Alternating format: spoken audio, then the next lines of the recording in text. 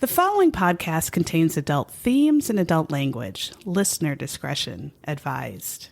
And although we joke, if you or someone you know is affected by or a victim of domestic violence, dial 1-800-799-7233 or visit the National Domestic Violence Hotline's website, thehotline.org.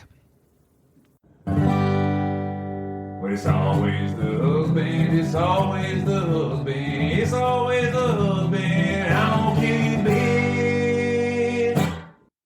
Hi, everyone. This is Sarah. I don't know who I am. This is Megan. And you're listening to It's Always the Husband podcast. Welcome. I forgot who I was and what You I'm doing. did, but this is actually a true crime podcast. We are. We mix in a little comedy too, so if that's your jam, listen up. We try to be funny, but sometimes I wonder how funny are we anymore? Are people getting sick of us? I don't know. Probs. Okay. Did you have a good week? I don't know. I didn't see you. Did I this week or did I? No. We didn't. This is our first time seeing each other. Yes. I did have a good week. You did? Yeah. It was our first 5-day week at school. Know. I mean, something at the place that we worked, the deodorant factory. And I was pretty tired on Friday. I have soul crushing exhaustion. I would rather eat a diarrhea. No. I mean, not eat I don't know. I'd kill a man to sleep. That's what I Did you tired. take any naps this weekend? Many. And I can't find cocaine. Where does one buy cocaine? So you're taking naps and you're still very, very tired. Very tired. Yeah. I don't know. I've never had cocaine in my life. Me either. And I hear it gives you a little pep. But I don't know. We're failures at hard drugs, we guess. are. Really failures. Oh, well. But good. I'm glad you had a good week. Yeah. That's very good. I did. It was just, I tried to sleep in. My dog wakes me up. Oh, mine do too. Immediately at 3 a.m. or 4 a.m. or 4:30. And then I wake up. I make my family eggs every day. That's nice because I don't on do the shit. weekend. Yeah. I like to make. That's nice. Yeah. Do you have a glitter in your shitter for your week? I did. I bought a new hair styling. It's like a, what do you call it? Not a kit, but it's like there's 3 products that go together. Yeah. I've been trying to not blow dry the shit out of my hair as much because I was having a lot of breakage. And you're a natural curly gal. I am. And I had a lot of, like when I had to cut bangs, it was because I had that weird part of my hair that just kept breaking off. So then in a very poor moment of judgment, I cut bangs and it didn't. It was fine and it was cute and it is cute. Wow. Anyway, I bought the stuff. I saw it. I'm sure I got solicited on Instagram or Facebook, but it was called Flora and Curl. So I just bought it. Excuse me. I just choked. And I have been using it and I really like it. And it wasn't super expensive, which I was happy about because I've tried Diva Curl before. I've tried like some other products and they've all been pretty expensive. So this was a lotion, a gel, and a mousse. And it was like $37 for all 3 of them really together. Good. Yeah. And so I thought it was pretty good.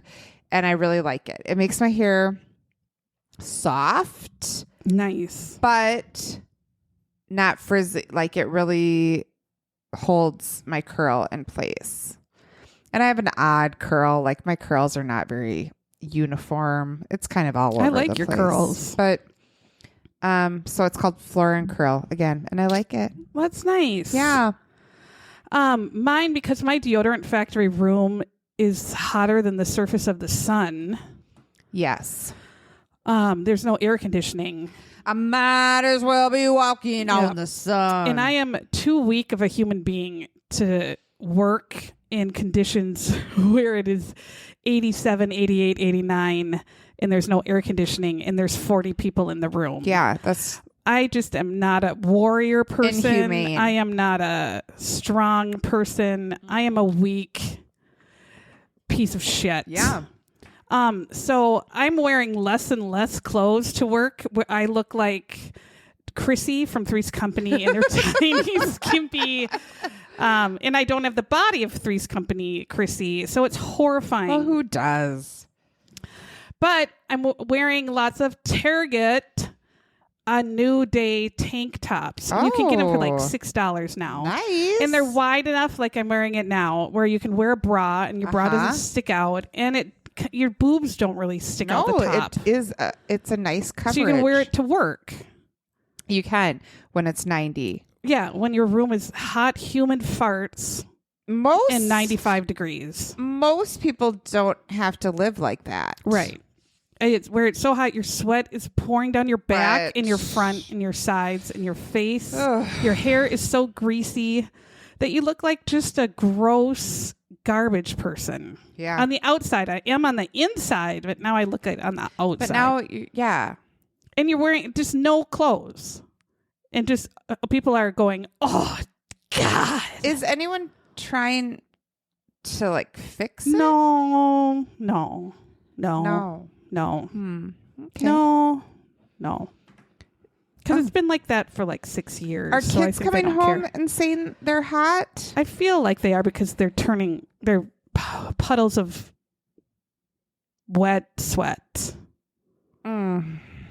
Whatever. But I don't think it's, in the grand scheme of things, it's no big deal. But if you have a tank top on, it makes it easier. It's helpful. Yeah. We also, in our podcast, we have a Facebook group. Yeah. It's called It's Always the Husband Podcast Group. It is. And you can ask to join and we'll let you in. And every week we go through and we just cackle. Oh, there's so many funny things. It's only funny so hard stuff. to pick.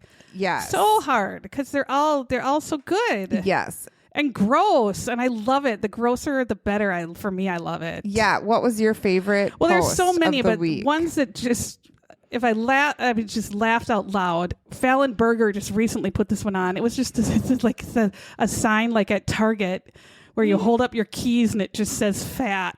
I know.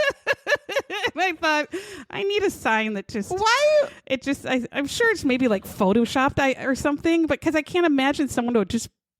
It's like a sign you hang up on the wall and it has hooks where you put your keys and it just says fat. And I feel like it's supposed to say eat, right? I'm sure maybe, but it says fat. You can't see the bottom of the eat at all. Why and would someone? Fat. Why would they make a prototype and go? Yeah. That looks good. I know. Let's manufacture millions of them. Yeah, I don't know. And then I had another one. Sam DeGrassi had like a Twitter thing from like Corey or whatever, but it says paramedic arriving on the scene says, "Oh my God, his face is totally disfigured," and then it says, "Me only hurt my leg." What? And I'm like that called to my soul because that would be me. You're like, no, actually, it's not my face at all. Yeah, no, it wasn't my face. This It's is my how leg. I was born, Yeah. but my leg hurts. And then, I was going to say, Abby Hild, the new listener from Minnesota, said such a nice message, too. I just wanted to say thank you. Hi, That Abby. was so nice. We're happy that you found us. Don't feel bad. You can listen to all of our nonsense and catch up. And Right. yeah, come hang out with us sometime. Great. We have book club coming up. We also do. have a book club, and it is for people who can read, and True. if they like, And people who can't read can join, too. they can. But we tell what happens in the book. Yeah. So I guess that's good. If they can't Right. read, they can just live vicariously through our book club. But we read a psychological thriller kind of Right. mystery every month. And then we meet on Zoom and talk about it. Yes. And it's so fun. So this month we're reading Lisa Jewell's The Family Upstairs. Right. And we both loved it. I did. So that's next Tuesday night, which is what day would that be? It is the 24th of September. And then we have our girls' weekend after that, right? And then we have our girls' Yes, weekend. okay. And then we have Tori Kelly. Yes. And then I have Hanson. And Oh, I'm that's probably going to die. And then we have your birthday. Right. But that's way in a month. Yeah, but we got to start planning. So we have our book club, and that's on Tuesday the 24th at 7:30 Central Standard Time. Correct. Do you know what else? And you can join that book club by going to our Facebook group and finding the link in the events. Yes. And just join us. It's fun. One of the good things that I saw happen in our Facebook group this week was that McCracken Poston Jr. posted and said he wanted to redo our ill-fated book club where he thought it was the wrong day. Yeah. That's nice. So we would like to reschedule, and we read the book Zenith Man like a couple months ago in May, right? For our May book club. And the author was going to meet with us, and then we had the dates mixed up. So he wants to meet with us again. So I stay tuned for that. I'll try to message him. Yes, and I brutalized his name too. So I was very embarrassed to chat with him. And I'm very embarrassed to meet with him. He's all the rage right now. He's in like 1,000 podcasts. He is. So we're going to have to ask him. I said something like, what, the nurse shit on the floor. You said. She saw his name in the nursery. Said, what is his name? And the mom said, McCracken. And the nurse shit her pants. God. And then he wrote us a letter. With us. And he still wants to meet us. Oh, jeez. Oh, gosh. All right. Should we start our foolery? Yes. All right. We did a Forensic Files. Again, these are classic that everyone that's a true crime freak, you've seen every Forensic Files. I can't believe we hadn't done this one. I know.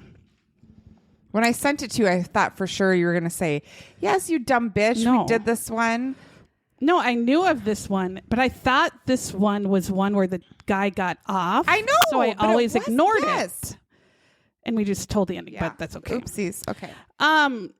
So this is called Walking Terror, the Forensic Files. Yeah. I don't know which season or whatever, but you just YouTube. You just Google it. You Google it and go to YouTube. Yes.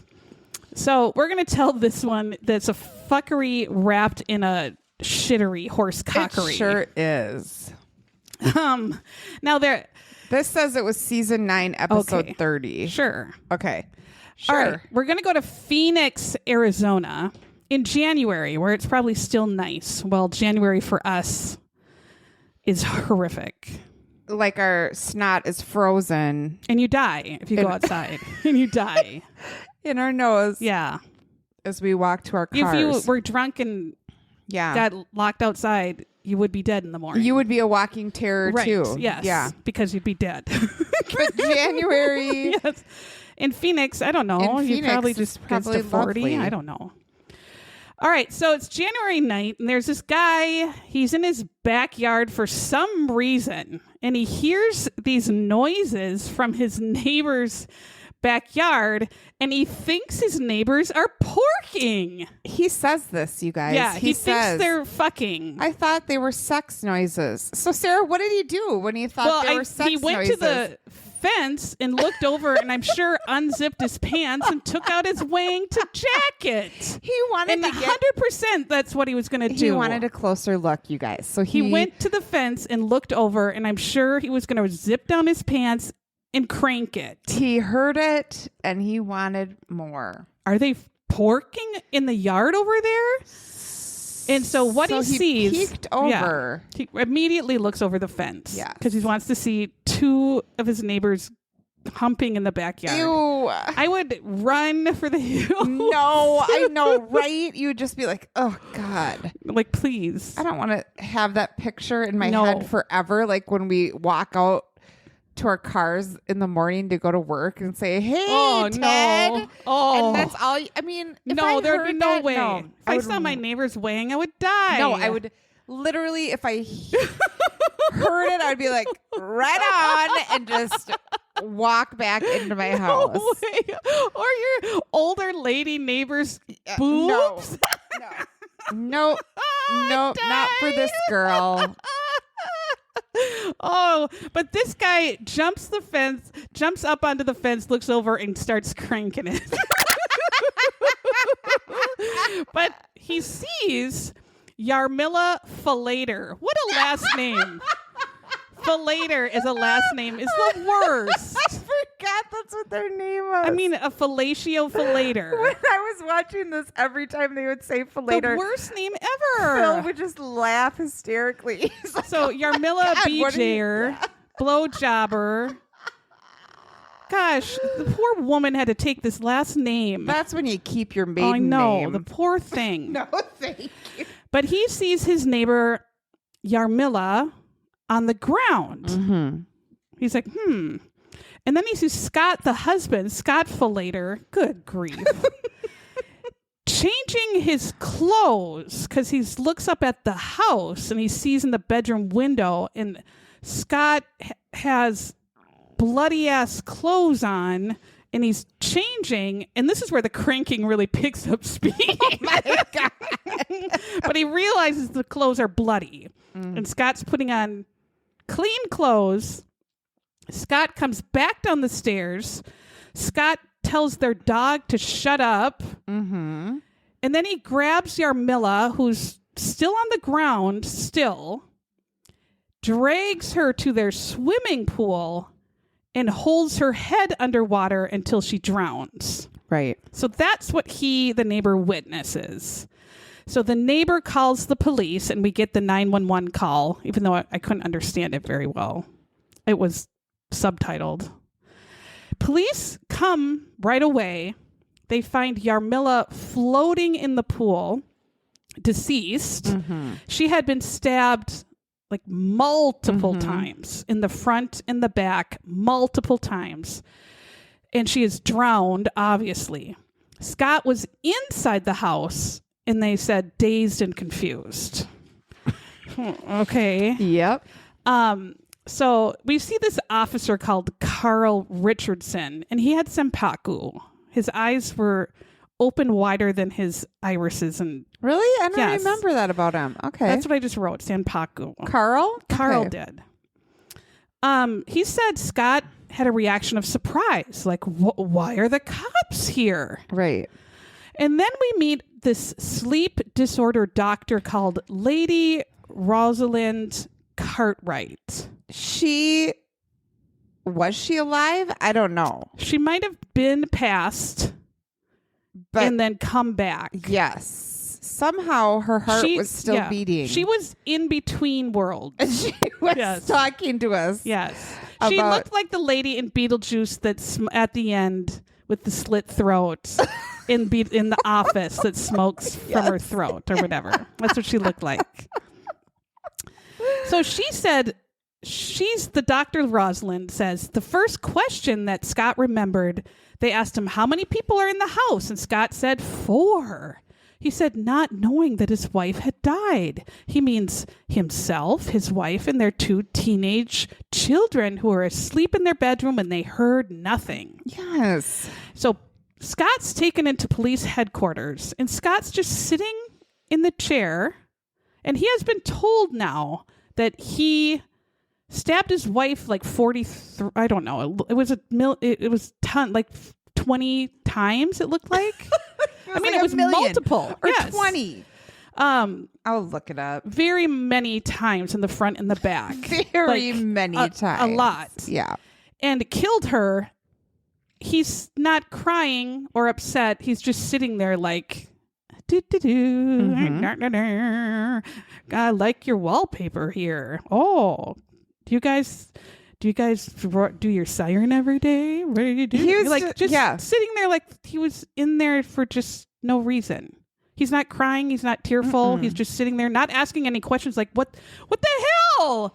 What? What's going on? Yeah, like, or even sad. Like, my wife Not is sad at all. dead. Someone No. murdered my wife. He was nothing. He was just Scott then says, yeah. obviously you think I did it. I don't know what makes you think that. And then the cop says, your goddamn neighbor watched you do the whole thing. Yeah. And Scott goes, jeez. That's what he said exactly. Jeez. You think you would say something else? Like, what do you mean? What? Like, what? Like, I don't understand if you were really like what he says he was, which they say is sleepwalking. mm-hmm. So Scott says he had no memory of killing his wife, but then the neighbor saw me do it. He says, the neighbor saw me do it? Well, friends and family say the couple never fought. Well, were you with them 24/7, Dix? Right. No, you weren't. Right. And always the couple that always appears perfect to everyone else is always the ones that are the worst. Yeah. Everyone knows this. Yeah. So the autopsy, it was 44 stab wounds. Okay. Yes. 44 stab wounds, and there was water in her lungs. So she was still fighting for her life, laying there alive, and he drowned her in the pool. So now in the back of Scott's car, as the police are still at the home, they find this clear tote. It kind of looks like a big cereal tote. Like you put cereal in a plastic thing instead of keeping it in the box. Like you have to have it in a plastic. What? The people who put the cereal in the plastic, they have a nice pantry. And their cereal is in a nice plastic. Those people are... Instead of just in the crooked box with it not, and you pour it and you forget to roll down the thing and it spills all over the floor.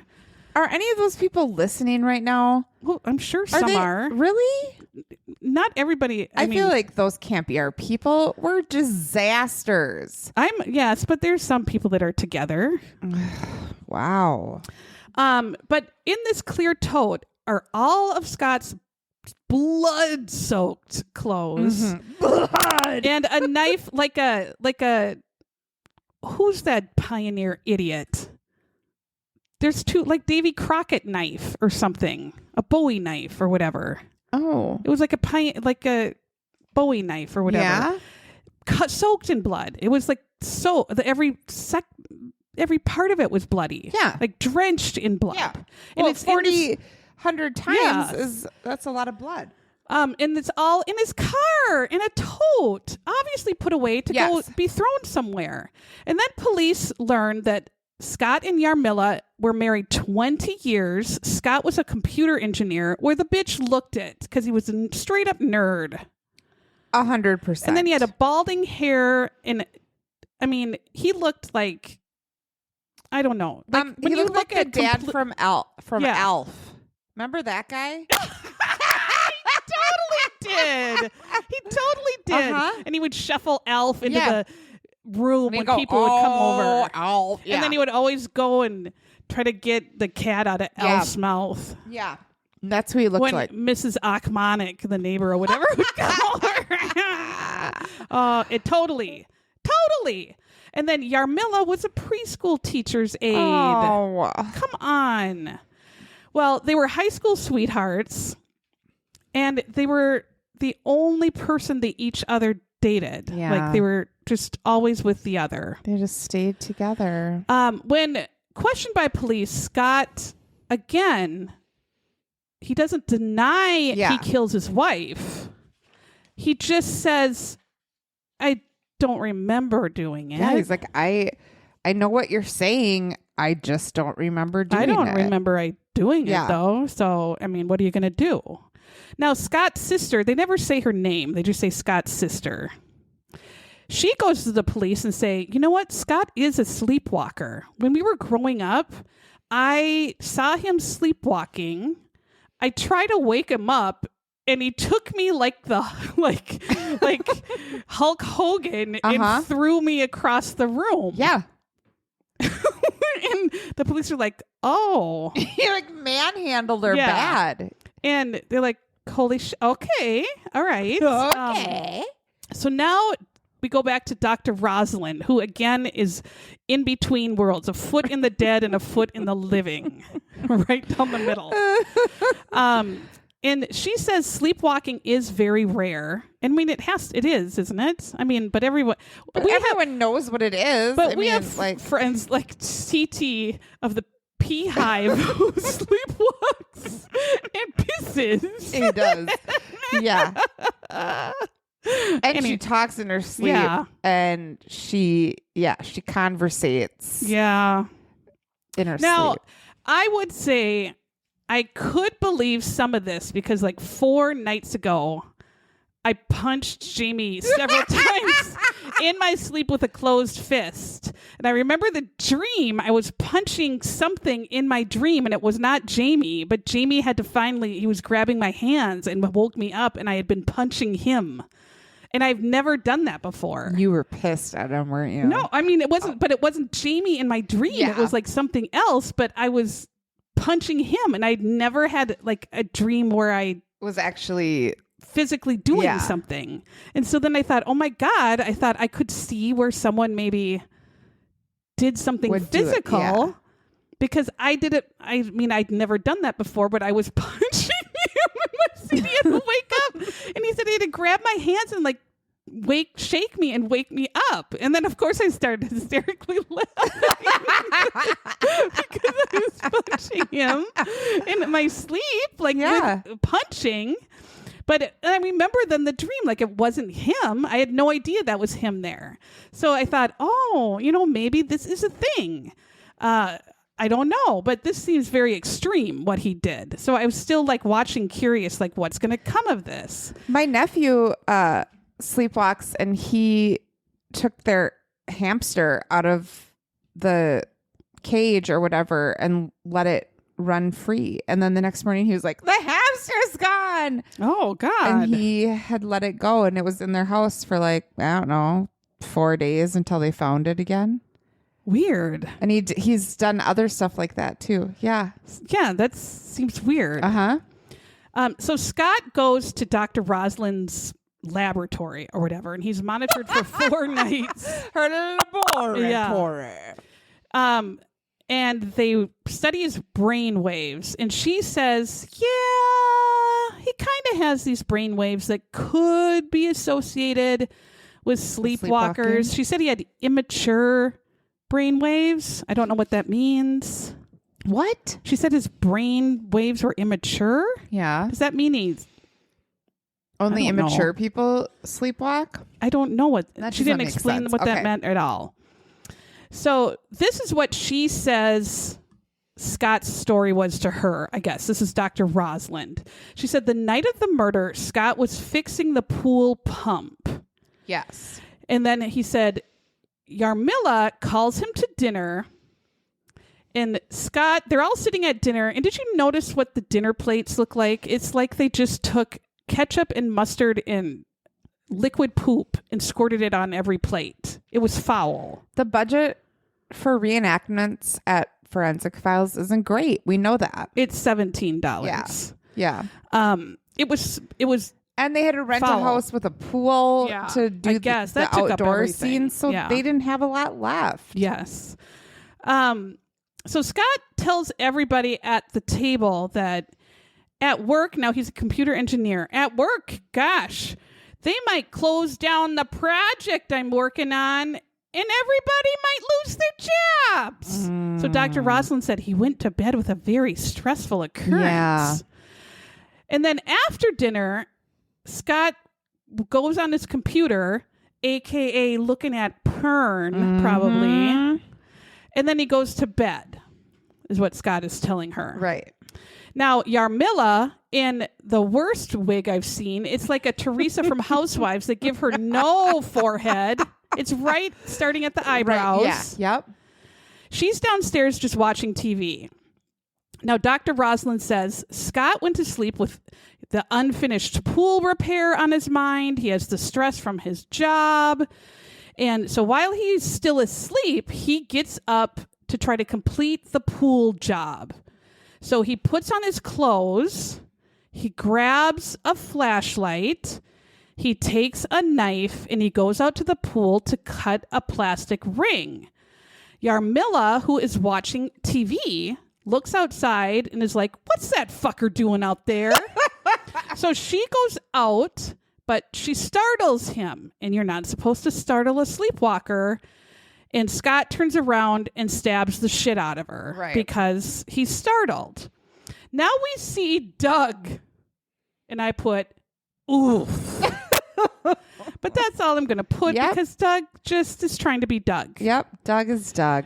Now, Doug is a sleep patient, and he says it's horribly embarrassing to be a sleepwalker because you don't know what you're doing, where you're going. And he says he has numerous sleepwalking events, including many violence towards his poor, long-suffering, I'm assuming, wife. Yes.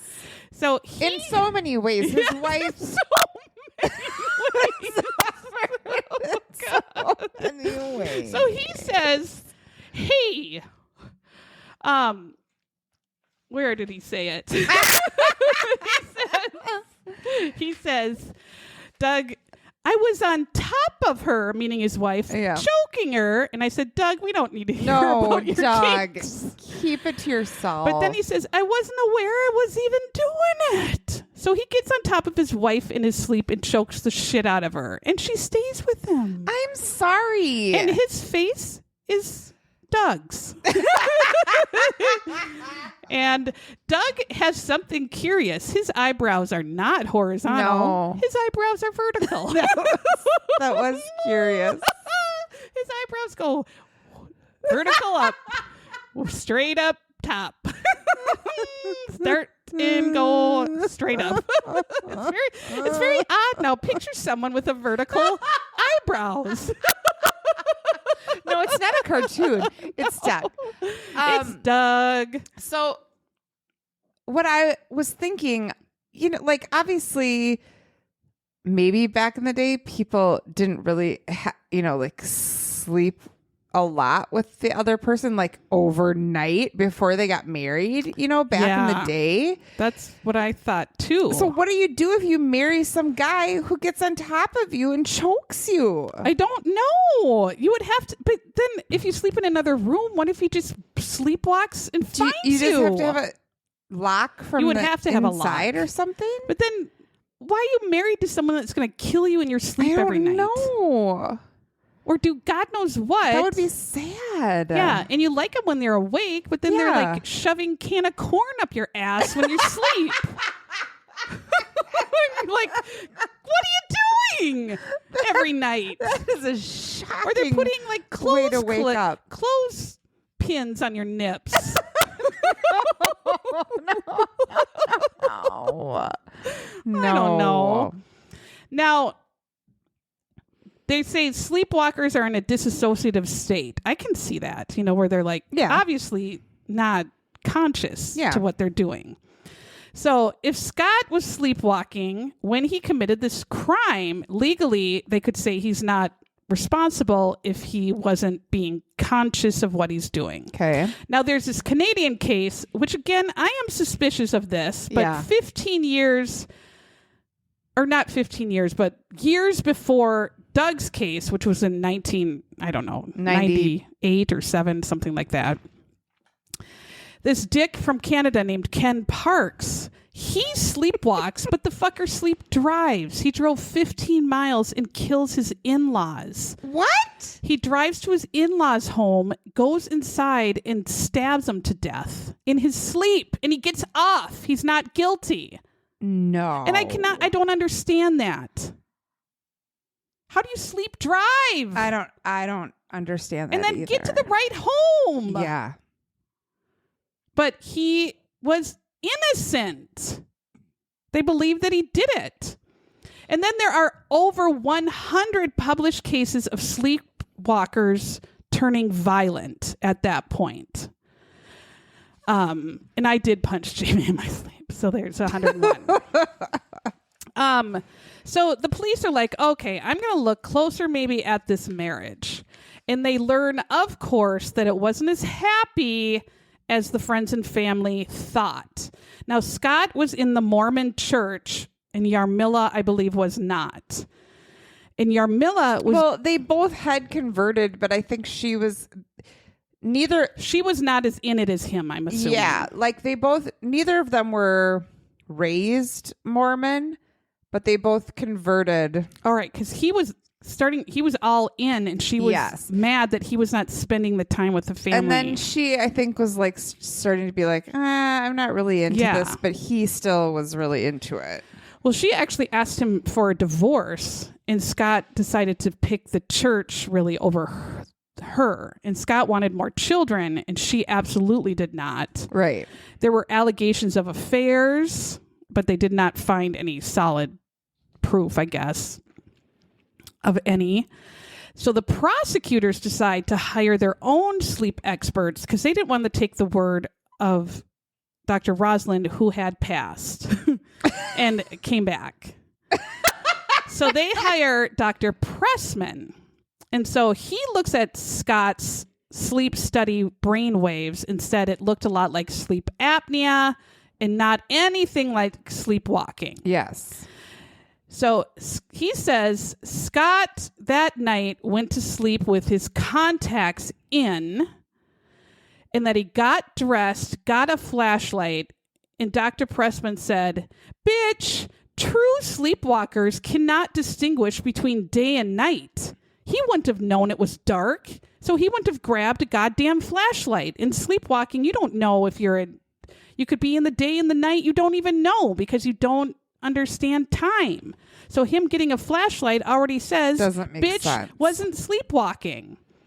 And so, point one, Dr. Pressman. 0 dead Dr. Rosalind. Now that he got dressed, because if he was sleeping naked or in his shorts or in his underwear, it suggested that it was chilly outside in January, and that bitch, a sleepwalker, again, doesn't know that it's chilly or hot. You go out you sleepwalk in your underwear or you sleepwalk naked, whatever it is that you go to bed. So Dr. Pressman said you wouldn't know that it's chilly and to get dressed. Right. You just get up and you move. And so he said that again. Except that other guy drove a car and went into somebody's house and killed people, and they said that was normal? I don't know. Ugh, okay. So now the neighbor saw that Scott, again, changes his bloody clothes into clean clothes. Scott puts his clothes in a bin, puts the bin in the car. Scott actually cut his hand while stabbing his wife 44 times. Scott puts a Band-Aid on his hand and treats the wound. And Dr. Pressman said, "Bitch, please." No way a sleepwalker would be able to see that their clothes are stained, that they would have the consciousness to know to change, to put the things in a goddamn bin. They wouldn't know that they're injured, and to treat a wound because they can't even recognize faces or anything like that. They can't see what's in front of them. None of that. He's like, none of that makes sense. That means he was consciously aware. He knew what he was doing, and therefore you cannot be sleepwalking. Right. Now, Scott claimed to not hear the screaming of his wife as he was stabbing her, saying that should have woke him up, but he said he didn't hear it. But then the neighbor saw him silence his dog's barking, and they said, well, both can't be true. That he can hear the dog, but not his wife. Right. So that, again, is fucked. But the defense said, well, the neighbor did say Scott looked glazed. Well, he had just murdered his wife. Maybe he was being a psycho. Yeah. And staring at the object in his way, and he rolled her into the pool. Well, he's a murderer. He's a psycho, of course. But he also held her under the water. How would he know in his sleep when she's dead? Because you can't even recognize the person you're doing it to or and what didn't it they is. Say that one of the sleep doctors said, if you would have put your hand in the water, that would have woken you up or something. Like even you throw water on someone, they wake up right away. So 1999, Scott goes on trial, and Scott, of course, is saying, I am not guilty. I would not have killed my wife. I loved her. I love my wife. Of course, sleepwalking is used as his defense, just like it had been used in 24 murder cases worldwide. Oh my What God. the hell? Prosecutors, of course, present a way that this happened that is different than Scott's. They say this bitch Scott meant to make it look like this unknown assailant. So the children go to bed. Yes. Yarmilla's watching TV. Yes. Prosecutors think Scott said, Yarmilla, come out here. I'm going to fix the pool thing. Yeah. thing, and I need you to help me. And that's when he stabbed her. He goes back upstairs, cleans up his wounds, packs all his clothes, hides it up, puts it in the car. He goes back to the yard and notices she's still alive. And he's like, fuck. And she's moaning. Yes, and making noise. Yeah. And that's what they thought was a sex sound. Yes. So he decides to drown her in the pool. I don't know how that makes sense, but I guess he didn't have the knife. He had packed away the knife already. And then that's when the neighbor saw it. Right. Which he had no idea. Yeah. So then he goes to bed, and he was going to have his kids wake up and go look for her and find her dead body in the pool. And be like, where's mom? Yeah. And then he was going to say, oh my God, she had been killed in the night by an intruder, and then play it off as that. Right. Even though they would have found only his stuff in the back of his car. Well, I'm sure he would have went and hid it or something, but they would have called the police, and when would he have had time to go and hide that shit? They would have searched his car. The whole thing is, it didn't make any weird. sense. No. I don't know. And so, of course, his plans change when the neighbor calls the police on him before he, can go through with his plan. They think Scott knew about that Canada case and then just went with the sleepwalking theory. And tried to say, oh, that's what I was doing. Yeah. And Dr. Pressman testifies and lists 65 behaviors that are inconsistent with sleepwalking that Scott did. Mm-hmm. Like saying all these behaviors are too fucking complicated for a sleepwalker to do, and it doesn't make any goddamn sense. But the defense says, well, all his actions are not logical for someone that was awake. Well, no shit. He's a psychotic murderer. They don't do logical things, you bitch. Yeah. He's a murderer. He's doing things that are not logical to a normal human being. He shouldn't be killing his wife, you idiot. Right. Of course that's not logical. Right. It's wrong. What are you talking about? Mm-hmm. Go stick a can of corn up your ass, lady.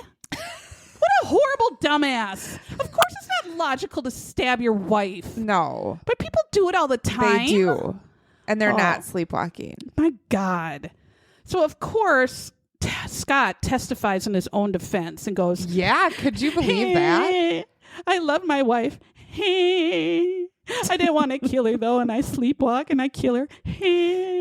No tears. The worst fake crying. The jury goes away for like 3 minutes and comes back guilty. They didn't believe a word he said. In fact, they interviewed the jury and they were like, that guy was dumber than shit. Yeah. They're like, he was so dumb we couldn't even stand it. What did his kids say? Did they talk about the kids at all? No, the kids were teenagers. They didn't. And then they interviewed Scott after he went to jail. And he was like, I don't know why they didn't know I was sleepwalking and they thought I would kill my wife. Like a creepy ass weirdo. Of course you kill your wife with everyone else in jail there that killed their wife. Yeah, they just, I think there must be a 2020 on it or something because there is an article on ABC News from like 3 years ago. And they kind of re-interviewed him. And he was like, yeah, I'm just going to be here for the rest of my life. Like, yeah, he doesn't have any hopes of getting out or anything. He was just like... I mean, has he punched his cellmate? Yeah, see, like, that's what I... Like, how do you...